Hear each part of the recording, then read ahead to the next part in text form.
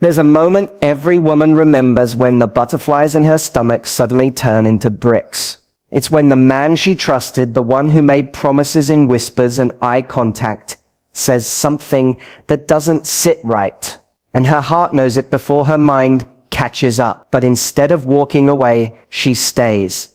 She stays because the lie didn't sound like a lie. It sounded like hope dressed in tenderness. Like a truth she wanted to believe more than she wanted to be right. But here's the truth. Not every lie is spoken out loud. Some lies wear cologne. Some lies hold your hand. Some lies kiss your forehead and promise to call tomorrow. And when a man lies to a woman he claims to love, it's rarely about the words. It's about the intention behind them.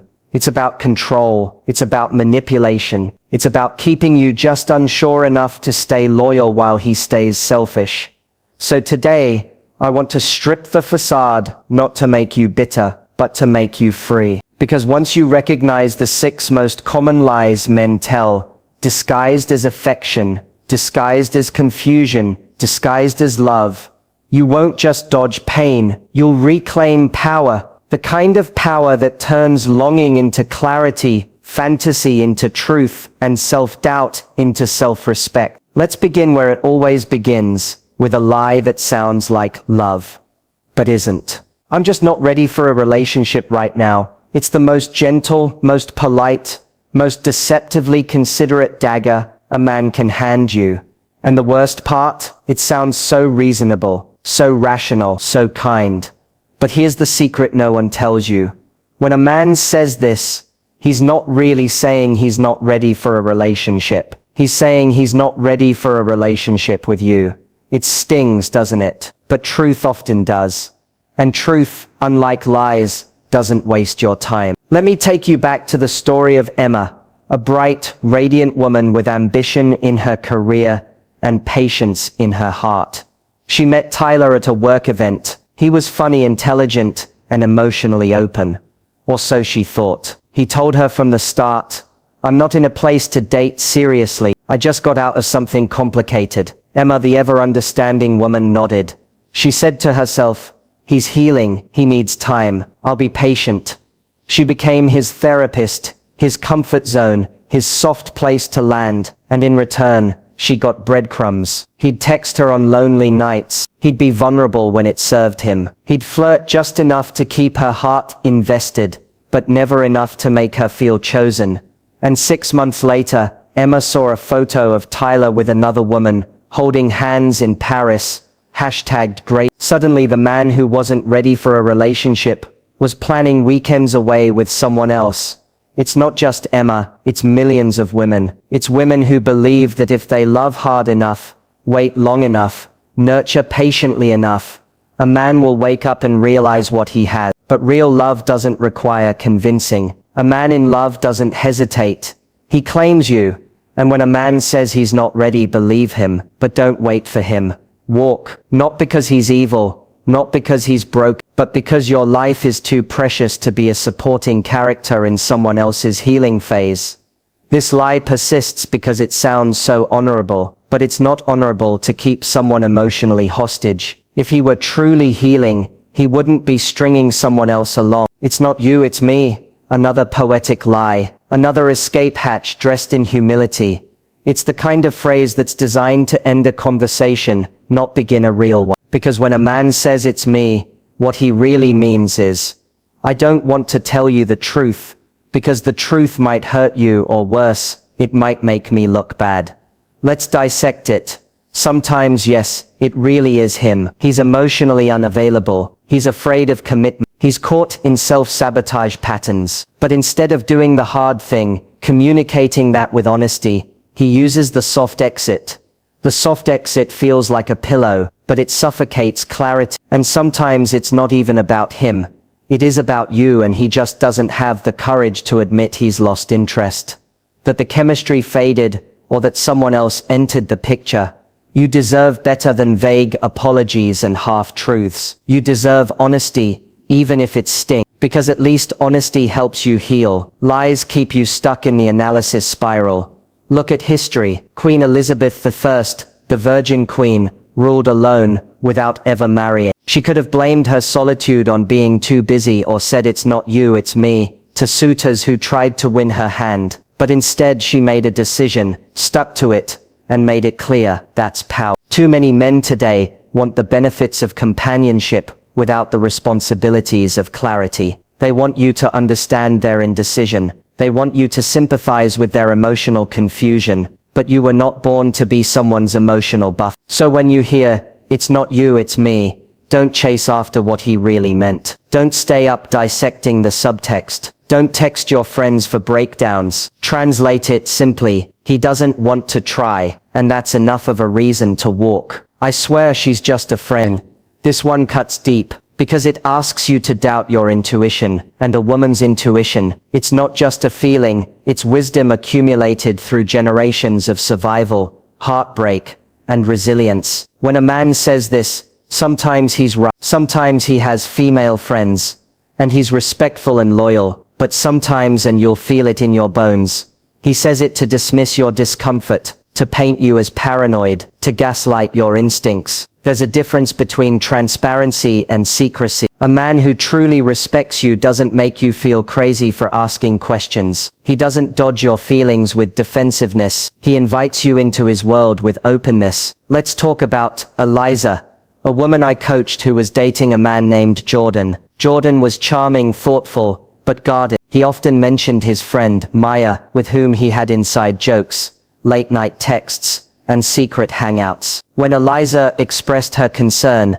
Jordan pulled out the classic, "She's just a friend, stop being so insecure." So she silenced herself. Until the truth came out.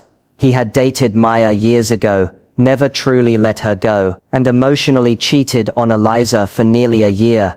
The lie here isn't just about Maya, it's about invalidation. It's about using friendship as a shield for emotional infidelity. It's about making a woman question her worth by labeling her reasonable boundaries as overreactions. You deserve emotional safety, and when someone consistently makes you feel unsafe, confused, or dismissed, that's not love, it's manipulation.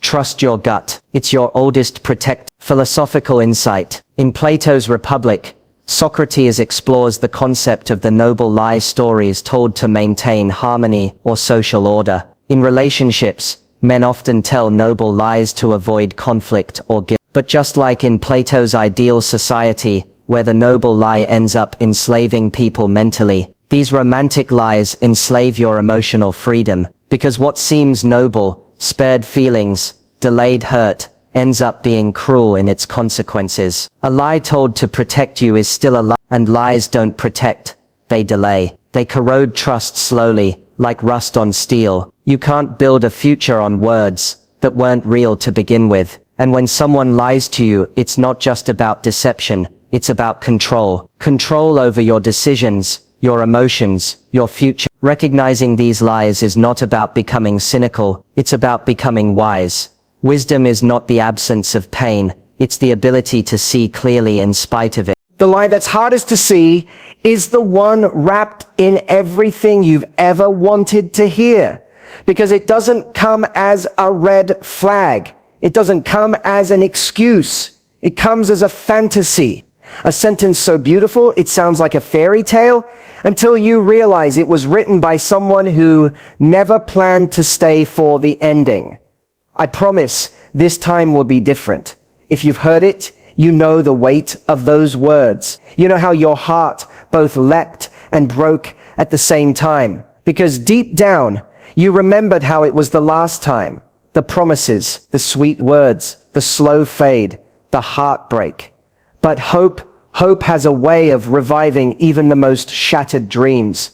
And that's exactly what this lie preys on. Michelle was the kind of woman who gave love like an ocean, vast, deep, full of life. She loved Andre for 3 years, through his job changes, through his commitment phobia, through his emotional roller coaster. And every time he disappointed her, every time he broke a boundary, she confronted him. And every time he came back with this line, "Michelle, I swear, I'm changing. This time will be different."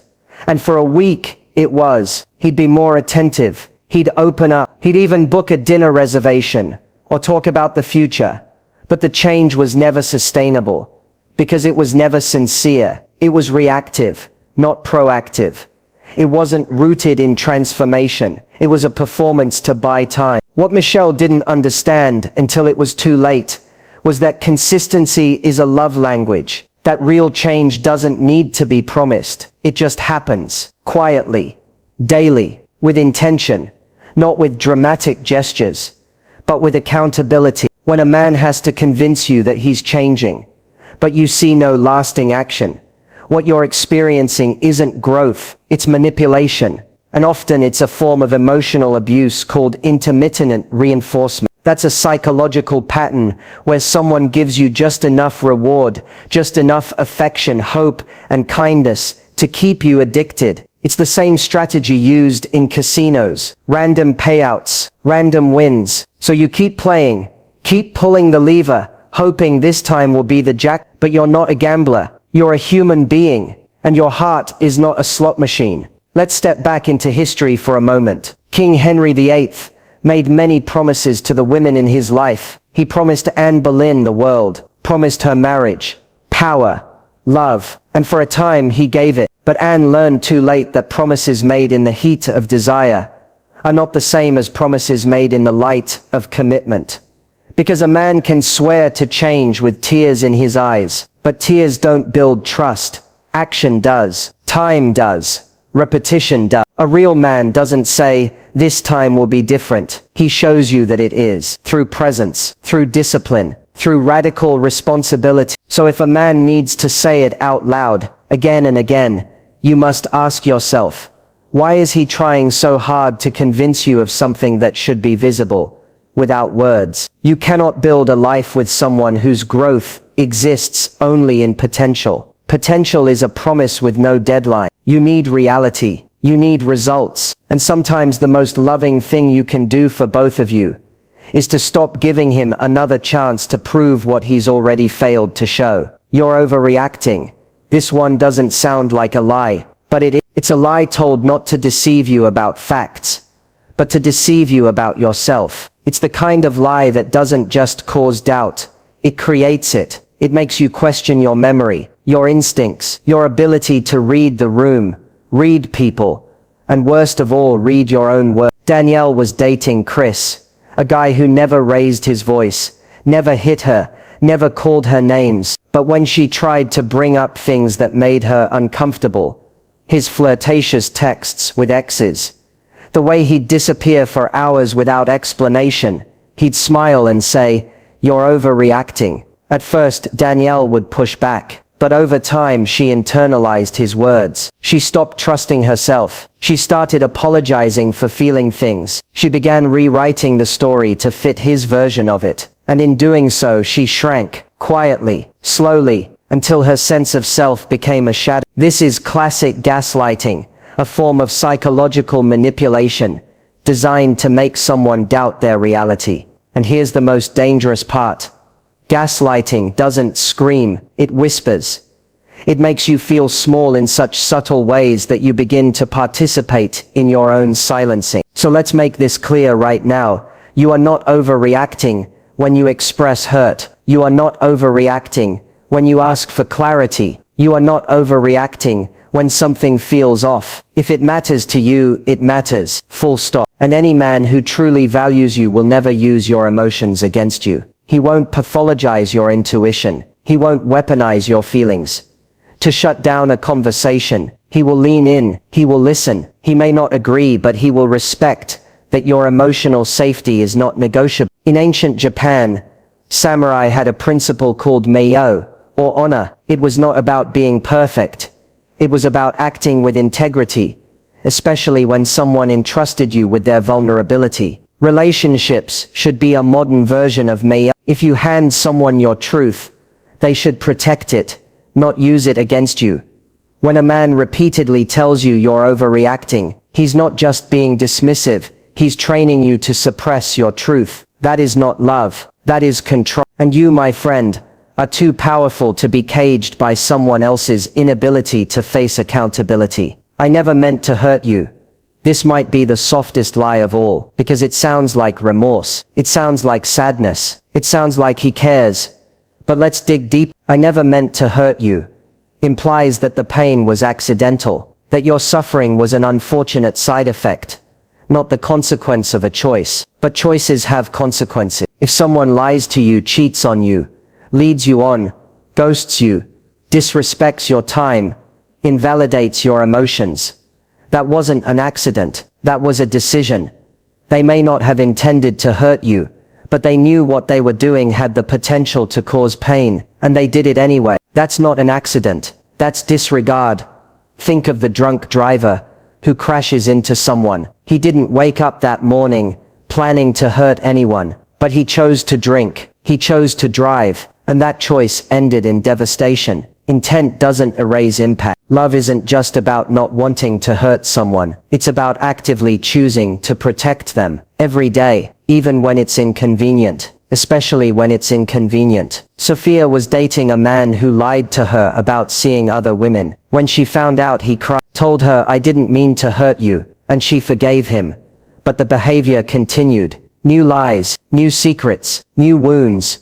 "Because I didn't mean to" became his shield, his hall pass, his get out of guilt-free card. And Sophia had to learn something brutal.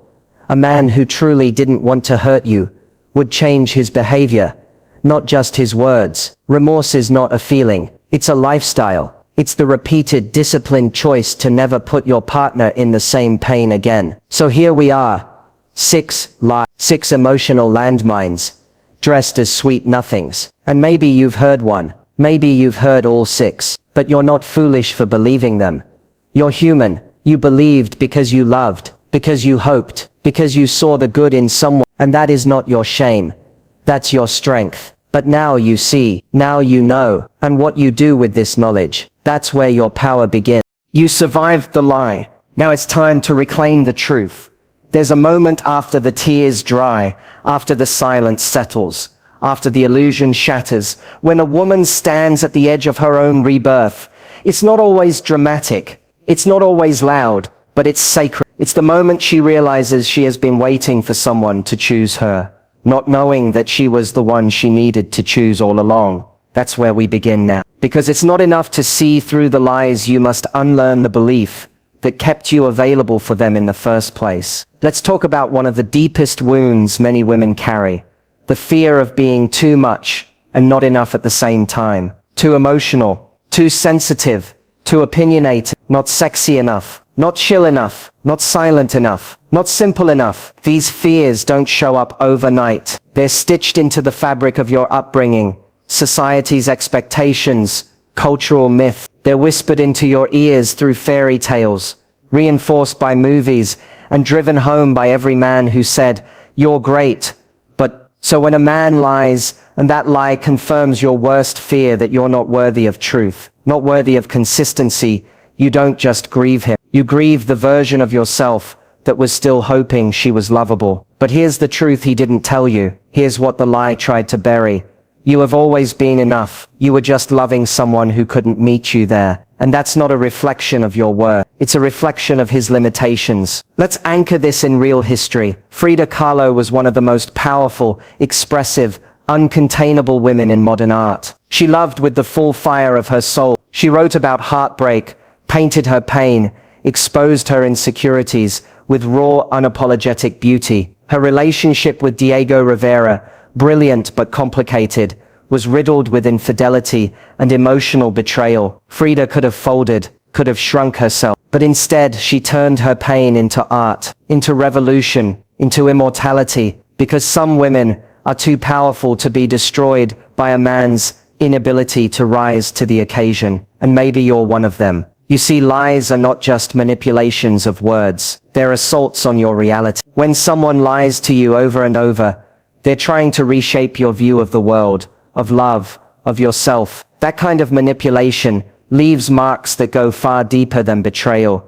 It reaches your identity. That's why the healing isn't just about letting go of him. It's about returning to the woman you were before you questioned your own truth. So let's go there. Let's talk about how to trust yourself again. Because after the lies, the hardest thing to believe isn't that they were wrong. It's that you were right. You saw the red flag. You felt the pit in your stomach. You noticed the inconsistencies, but you overrode them. You gave the benefit of the doubt. You listened to his words and ignored your intuition. That's not weakness. That's love trying to protect itself. That's your heart wanting so desperately to be wrong. Because the alternative, being lied to, is a grief that burns. But now you must do something radical. You must apologize to yourself. Yes, you heard me right. Apologize to the version of you who sat on the bed, holding the phone, rereading the messages, trying to convince herself she was overthinking. Apologize to the woman who quieted her voice to preserve a connection. Apologize to her, not because she was wrong, but because she was trying to survive in a world that teaches women to doubt themselves. And after that apology, you forgive yourself, fully, unconditionally. You reclaim your voice, not by being louder, but by honoring it. Because your intuition is not a liability, it's a gift. It's the voice of generations of women who came before you, who learned through blood and fire what silence costs. And now it's your turn to speak. When a man lies to you, he's not just disrespecting the relationship, he's disrespecting your right to choose. Think about it. If he hides the truth, manipulates your emotions, distorts reality, he's making decisions for you, not with you. That's theft. He's stealing your agency. So the next time someone says, "I didn't tell you because I didn't want to hurt you," remember this: love doesn't protect you from pain by hiding the truth. Love protects you by standing in truth, even when it's hard. The man who lies to keep you isn't keeping you. He's keeping a version of you that doesn't know the full story. That's not love. That's control. Real love honors your freedom, your sovereignty, your ability to decide for yourself. Let's pivot now, not away from the pain, but toward your power. Because this is your turning point. The moment you stop romanticizing potential and start demanding reality. The moment you stop chasing clarity from someone who benefits from your confusion. The moment you stop waiting for closure from the person who broke you and realize that closure is something you give yourself. And how do you do that? By making a decision to no longer beg for bare minimum behavior, to no longer settle for apologies without changed action, to no longer confuse trauma bonding for love, to no longer trade your boundaries for breadcrumbs. You decide to rise, not with vengeance, not with bitterness, but with self-respect. Because healing isn't about proving anything to him.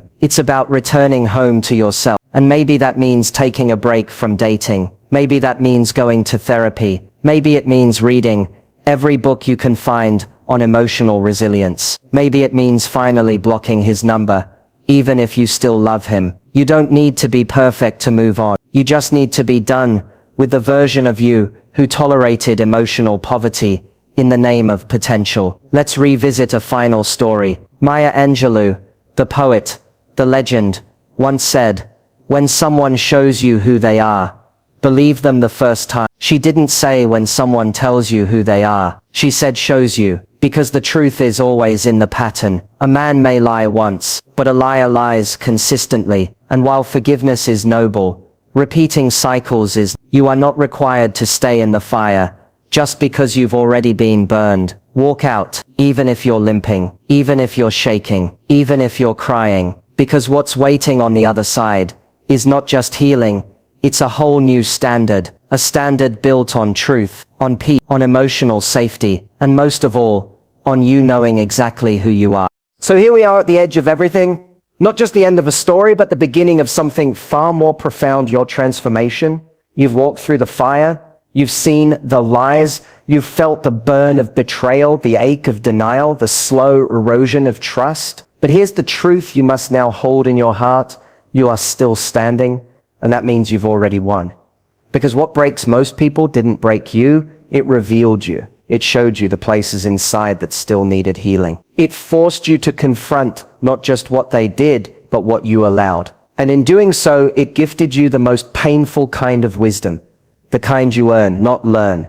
This is not the kind of knowledge you get from reading quotes or watching videos. This is the kind that's tattooed onto your soul after nights of crying into a pillow, wondering why love had to look like suffering. It's the kind you gain when your heart finally whispers, never again.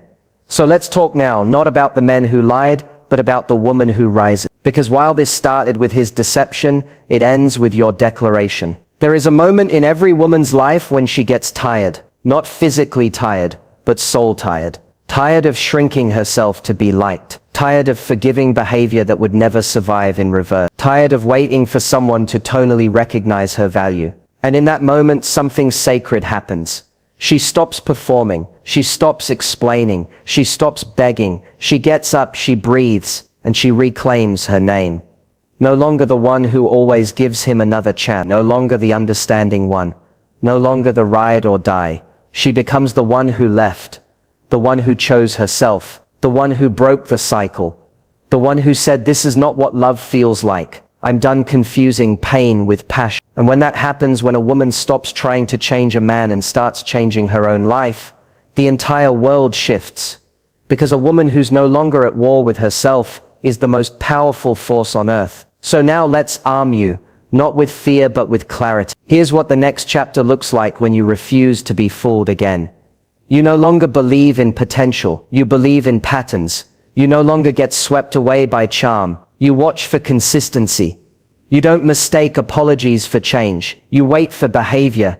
You don't fall for fantasy, you stay grounded in reality. You don't hope someone will be honest. You watch how they handle the truth when it's uncomfortable. And most of all, you don't tolerate men who lie, not because you're bitter, but because you're wise. Because now you know, love without honesty is a performance, not a partnership. Let's go deeper. There's a specific kind of man who targets emotionally intelligent, kind-hearted women. Why? Because they believe your compassion will keep you captive. They bet on your empathy. They gamble that your fear of being alone will override your need for truth. But here's the twist. They didn't realize who you were becoming. They didn't expect that one day you'd wake up and no longer fear solitude. That one day being alone would feel safer than being lied to. That one day you'd choose your peace over their potential. And when that day comes, when you finally choose clarity over chaos, you don't just walk away, you evolve. You no longer need closure because their absence is your answer. You no longer need revenge because your healing is the ultimate justice. You no longer chase because you realize your value doesn't decrease based on someone else's inability to see it. Let's take a moment now, just you and me, to acknowledge something sacred. You are not broken, you were deceived. You were misled, but your ability to love deeply, to believe in people, to hold space for another person, that is not a flaw, it is your superpower. It just needs to be directed towards someone who deserves it. Don't let his lies become your identity. You are not naive for hoping. You are not weak for loving. You are strong for surviving. You are wise for learning. And you are brave for leaving. There is no shame in having loved someone who couldn't meet you in truth. The only shame would be in continuing to love them after you've seen the truth and choosing to stay in denial. But you're not doing that anymore. You're done mistaking lies for love. Now what comes next? What does life look like after you reclaim your power? It looks like, not because everything is perfect, but because your spirit is no longer at war with itself.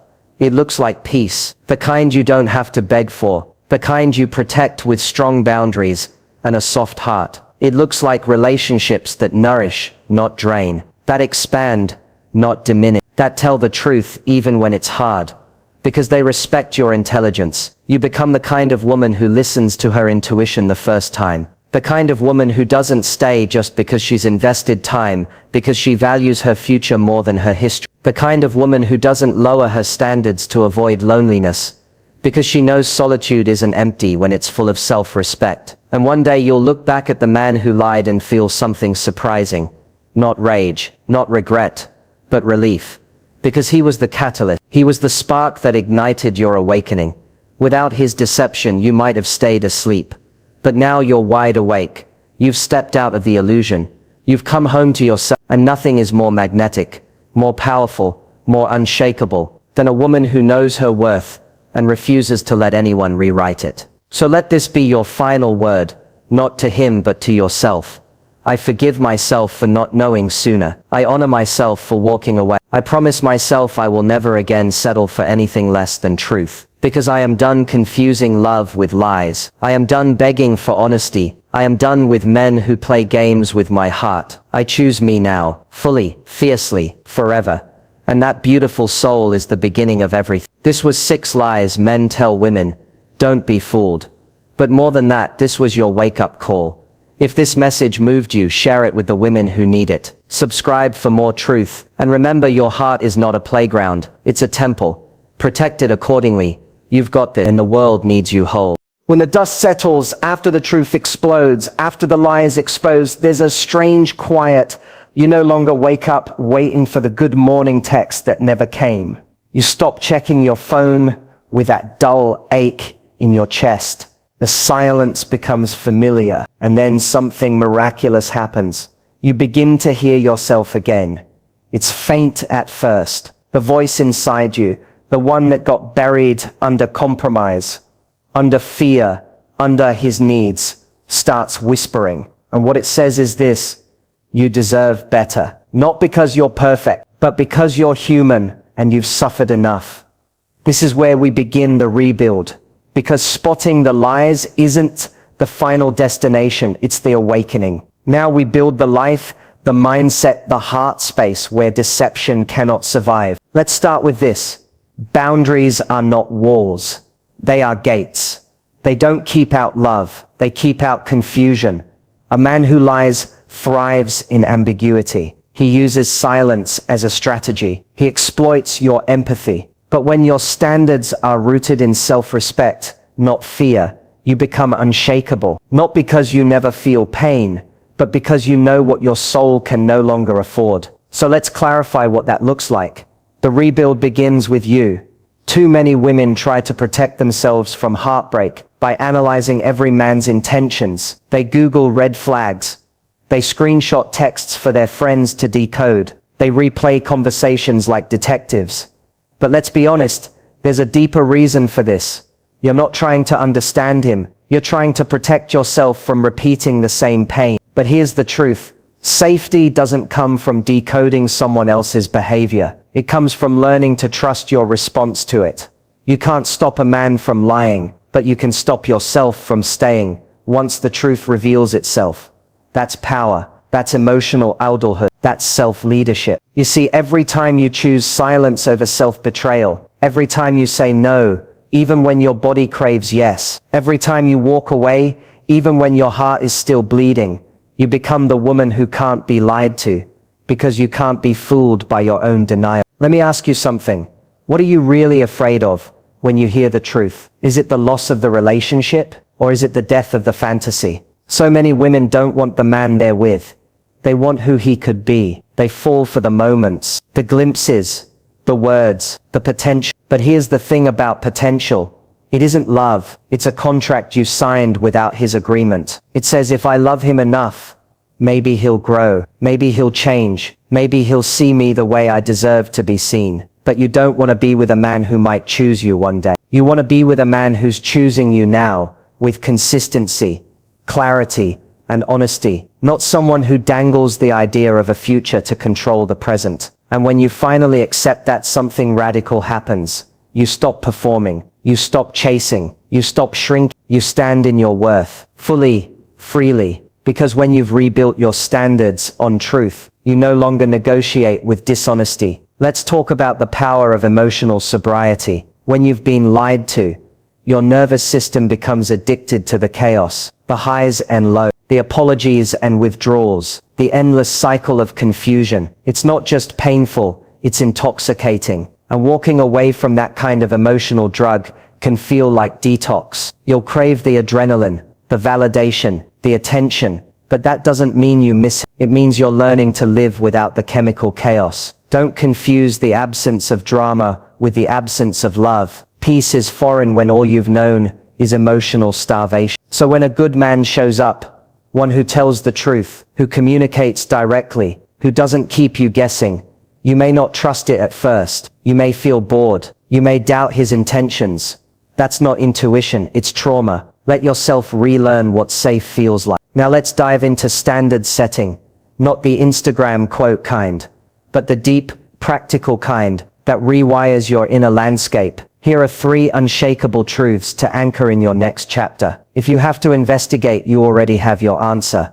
Truth doesn't hide. Love doesn't confuse. If you're digging, spying, decoding, it's not love, it's fear. Consistency is clarity. Confusion is a red flag. Stop letting chemistry override character. A man who genuinely cares will be clear, not chaotic. Don't romanticize emotional unavailability. It's not passion, it's immaturity. You don't need to earn what you're worthy of. You are not a project to fix. You are not a test to pass. The right person will love you because of your humanity, not in spite of. Now understand this. High standards are not about being hard to love. They're about not tolerating being hurt in the name of love. You're not asking for too much. You're asking the wrong man. The right man will meet your standards with gratitude, not resist. He won't lie because he fears losing you.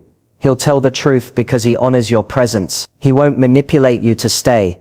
He'll inspire you to choose him freely. Let's talk legacy for a moment. Imagine your future daughter or your younger self. Imagine the woman who's watching you to learn what love is supposed to look like. What would you teach her? Would you teach her that love is bending until you break? That truth is optional? That silence is safer than honesty? That's not the legacy you're meant to carry. You are the chain breaker. You are the woman who says, it ends with me. No more lies. No more self-abandonment. No more giving men the benefit of the doubt, while you rob yourself of the benefit of reality. You are not hard to love. You've just been loving men who are emotionally bankrupt. But you're cashing out now. You're done investing in people who can't afford your heart. And finally, let's speak to the man who might be listening. If you're watching this and you know you've lied, if you've broken hearts with half-truths and justifications, if you've manipulated love out of fear of losing control, hear this. You don't need to be perfect to be better, but you must understand that honesty isn't optional. It's foundational. If you want love, real love, start with truth. Not when it's convenient, but when it costs you. Because the woman who knows her worth